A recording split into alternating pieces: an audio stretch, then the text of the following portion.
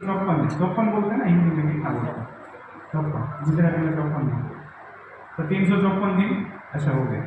तो जब एक साल खत्म होगा तो दोनों के बीच में कितना गैप आएगा? 11 दिन का अप्रोक्स, है कि नहीं? तो ऐसा गैप आता जाएगा तो क्या होगा कि कुछ सालों के बाद क्या होगा, फिर दोनों का मैच ही नहीं होगा, है कि नहीं? तो जब 3 साल होते हैं तो क्या होता है, अप्रोक्सीमेट 29 दिन के आसपास का गैप हो जाता है, 29 या 29.5 दिन का, तो 1 महीना जितना हो जाता है। तो फिर उस 3 साल के बाद 1 महीना जो है चंद्र का बढ़ जाता है। क्या होता है? बढ़ जाता है। तो फिर उसको एडजस्ट किया जाता है, उसको 32 महीने के बाद 1 महीना एक्स्ट्रा बढ़ा दिया जाता है और फिर उसको सेट कर देते हैं और फिर से नया ईयर जो शुरू होता है फिर से दोनों का एक साथ शुरू होता है और फिर नया ईयर जो है उसमें फिर से 11 दिन का गैप आएगा। ऐसे फिर 32 महीने के बाद 1 महीना एक्स्ट्रा अधिक मास को रख दिया जाएगा। तो जनरली कितने महीने होते हैं? 12 महीने होते हैं। चंद्र के भी 12 महीने होते हैं, सूर्य के भी 12 महीने होते हैं। सूर्य का महीना जो है संक्रांति से चेंज होता है। जब संक्रांति होता है, संक्रांति का मतलब है कि सूर्य जो है एक राशि में से दूसरे राशि में प्रवेश करे। थोड़ा ज्योतिष का लैंग्वेज है, एस्ट्रोलॉजी का लैंग्वेज है, थोड़ा थोड़ा समझने का प्रयास करिए। 12 राशि होता है, लेकिन मेष, वृषभ, मिथुन, कर्क, सिंह, कन्या, तुला, वृश्चिक, धन, मकर, कुंभ, मीन, ऐसे 12 राशि होता है। जैसे अलग अलग राशि में सूर्य जो है प्रवेश करता है। जनरली सूर्य जो है ना उसका राशि चेंज करने का समय 15 तारीख के आसपास होता है।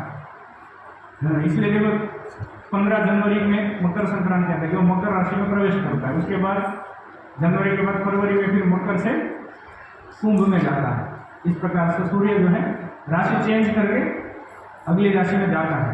लेकिन जब अधिक मास आता है ना तो सूर्य जो है राशि चेंज नहीं करता, उसी राशि में रहता है। उस राशि में 2 महीना रहता है, या तो राशि चेंज नहीं करता ऐसे।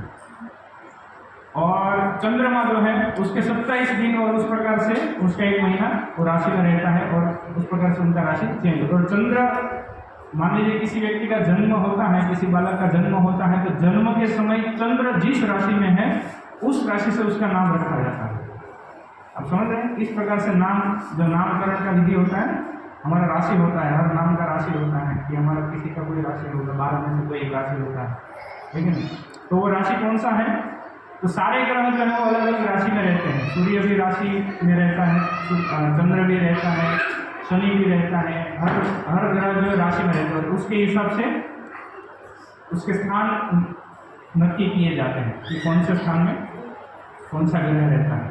तो कभी कभी एक ही राशि में बहुत सारे ग्रह भी रहते हैं, कभी कभी कोई राशि का स्थान खाली भी रहता है। तो उसके हिसाब से आपका भविष्य भी देखा जा सकता है, हमारा स्वभाव भी जाना जा सकता है, सब कुछ। और इस आधार पर जो है विवाह तय किए जाते हैं। ये ज्योतिष गणना के आधार पर सारा होता है। तो चंद्र जिस राशि में होता है उस समय जिस बालक का जन्म होता है उस राशि के ऊपर से उसका नाम रखा जाता है। और जनरली हम जितने भी त्यौहार आते हैं और हमारा जो वैदिक संस्कृति है वो जनरली सूर्य के जो वर्ष है, सूर्य का जो राशि है, उस हिसाब से जो तिथि आती है उस हिसाब से जीवन बीताते हैं, उस हिसाब से त्यौहार आते हैं। केवल मकर संक्रांति जो है वो सूर्य के हिसाब से त्यौहार आता है। और भी आता है तुलसी जलदान का जो आता है महीना, वो भी सूर्य के साल के हिसाब से आता है। बाकी जनरली सारे तिथियाँ वो चंद्र के आधार पर रहती हैं। तो सूर्य और चंद्र के दोनों के साल को जो है साथ में मैच करने के लिए भी हर 32 महीने के बाद 1 महीना एक्स्ट्रा पे उसको बोलते हैं अधिक मास।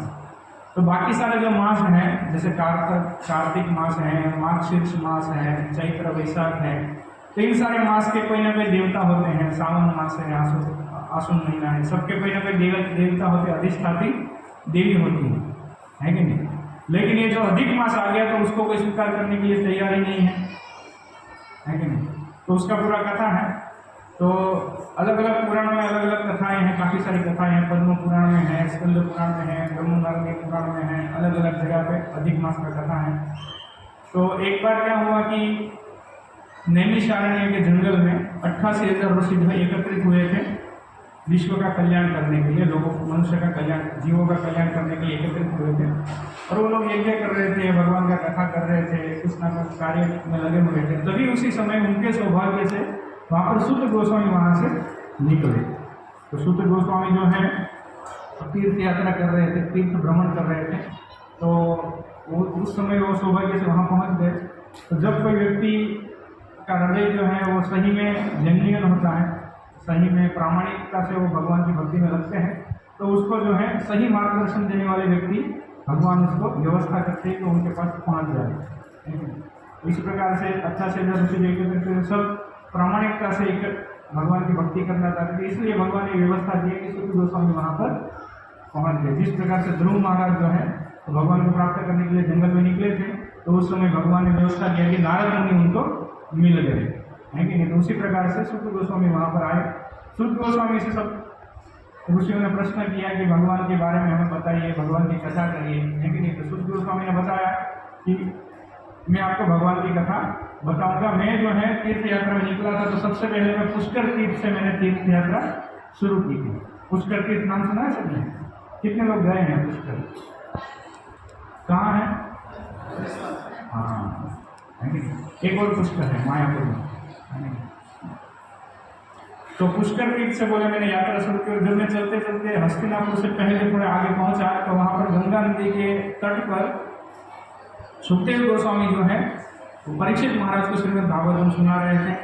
तो उसी समय मैं वहाँ पर पहुँचा, तो मैंने सोचा कि भगवान की कथा का बहुत अच्छा अवसर चल रहा है और सुखदेव गोस्वामी जैसे महात्मा के मुखारविंद से जो है कथा बोली जा रही है, तो बोले मैं भी सुनता हूँ। तो बोले मैं भी वहाँ पर बैठ के मैंने भी भगवान की कथा सुनी है, अब वो सुन करके मैं यहाँ पर आया हूँ। आप लोग जानना चाहते हो भगवान की कथा, तो मैं आपको भी भगवान की कथा बताऊँगा। वैसे उस प्रकार से उन्होंने कई चर्चा की। उसमें एक चर्चा उन्होंने ये किया, एक बार का समय था, नारद मुनि जो है वो भ्रमण करते रहते हैं। नारद मुनि जीवों के कल्याण के लिए यहाँ से वहाँ से यहाँ भ्रमण करते रहते हैं, है कि नहीं।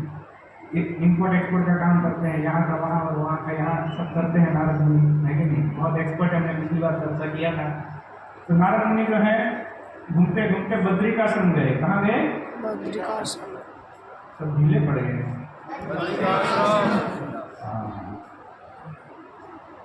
आज प्रसाद है सबके लिए, और सब्जी में टमाटर भी डालने वाले हम लोग। तो कहाँ पहुँचे? बद्रिकाश्रम। तो बद्रिकाश्रम में कौन निवास करते हैं? भगवान नर नारायण। तो वहाँ पर नारायण मुनि थे और पास में से जो है गंगा नदी अलकनंदा के रूप में बह रही थी और भगवान के कर्ण कमलों को छोड़कर वहाँ से बह रही थी। तो नारद मुनि जो है भगवान के पास गए, भगवान को प्रणाम किया और भगवान की स्तुति की। स्तुति करने के बाद नारद मुनि ने भगवान को बताया कि हे भगवान नारायण, आप जो है समस्त जीवों के कल्याण करता है, तो आप जो है मुझे बताइए कि जीवों का कल्याण कैसे हो सकता है। अभी जो संसार में जो जीव हैं वो फंस गए हैं भवबंधन में, उनके कारण उनको अनेक प्रकार के दुख भोगने पड़ रहे हैं, जन्म मृत्यु जरा व्याधि, है कि नहीं। 4 प्रकार के मुख्य दुख हैं, और आदि देवी आदि भौतिक आदि आध्यात्मिक नाम के कई प्रकार के क्लेश जीवात्मा जो है भोग रहा है, और वो जो है इससे बाहर निकलने की कोशिश करने पर भी इससे बाहर नहीं निकल पा रहा है। तो उनके कल्याण का कुछ मार्ग आप बताइए, उनके विषय में मुझे कुछ बताइए, ताकि मैं कुछ मदद करके इन जीवों को जो है वैकुंठ धाम वापस जाने के लिए कुछ मदद कर पाऊँ। तो भगवान ने जब ये सुना नारद मुनि के मुख से कि ये जीवों का कल्याण करने के लिए प्रयास कर रहे हैं, तो भगवान नारायण बहुत ही खुश हो गए, प्रसन्न हो गए। और प्रसन्न मुद्रा में उन्होंने नारद मुनि से कहा कि हे नारद, तुम सब कुछ जानते हो, मेरे बारे में सब कुछ जानते हो, भक्ति के बारे में जानते हो, जीव के कल्याण के विषय में भी जानते हो, और फिर भी तुम जीव के कल्याण के विषय में मुझसे प्रश्न कर रहे हो। तो तुम्हारे हृदय में जो परोपकार का जो भाव है, पर जीव के ऊपर दया करने का ये जो भाव है, वो भाव को देखकर मैं बहुत ही प्रसन्न हो चुका हूँ। इसलिए मैं तुम्हें परम पवित्र पुरुषोत्तम मास की कथा और उनका जो है महत्व बताऊंगा।